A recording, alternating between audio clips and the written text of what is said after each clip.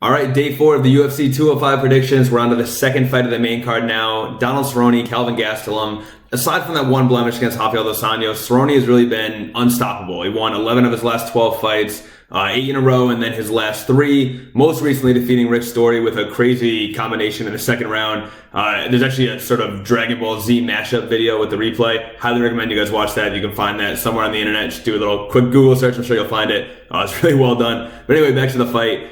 You know, Cerrone is also, he's undefeated moving to welterweight, earning performance of the night bonuses in each one of his 3 fights at 170 pounds.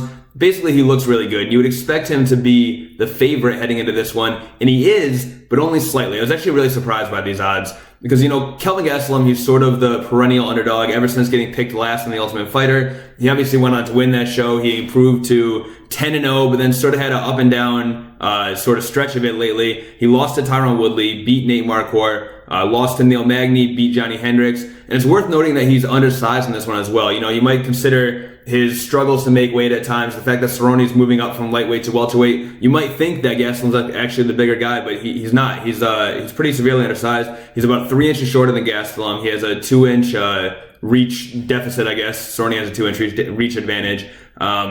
He's a smaller guy out there, and I think when you consider Donald Cerrone's technical striking, his ability to control range, if Gastelum chooses to wrestle and sort of take him down and try to beat him that way, I think Cerrone's very crafty off his back. Lots of finishes off his back, whether it be triangle chokes or guillotines. He's very active off his back. He can even win rounds that way. A lot of people see him as the aggressor in those situations. Honestly, I'm going with Cerrone. I just think he'll win the fight. I think he'll get the finish, to be honest. I think it could be later in the round. We've seen Gastelum sort of deteriorate as the fight goes, start to wither out a little bit. We saw it with Neil Magny, and he came back and won that fight.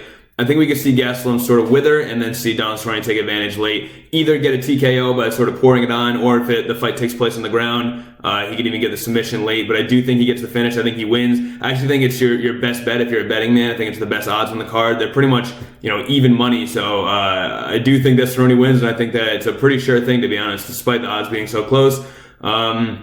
And that does it for this one. I gotta say some stuff. We got lots of fights coming up. Tomorrow, Chris Weidman versus Romero. I'll be reviewing that, so look out for that tomorrow morning. And then, of course, the 3 title fights on Thursday, Friday, and then finally Saturday morning, the day before, or the morning of UFC 205. I hope you guys are enjoying these videos. I hope you keep it locked to MMA Mad for all things UFC 205 and otherwise. We have the countdown video, or whatever they're calling it. It's like history we made, or whatever title they made for UFC 205, but that's on the website right now. Lots of free fights if you go check those out as well. These predictions, we have a podcast coming out this week, so make sure you keep tuning in. We appreciate it. MMA Matt Official on Facebook and Twitter. You can find me on Twitter at Nick Risner MMA, and get excited, guys. We're only a few days away now. UFC 205 is going to be a great show. Take care, guys.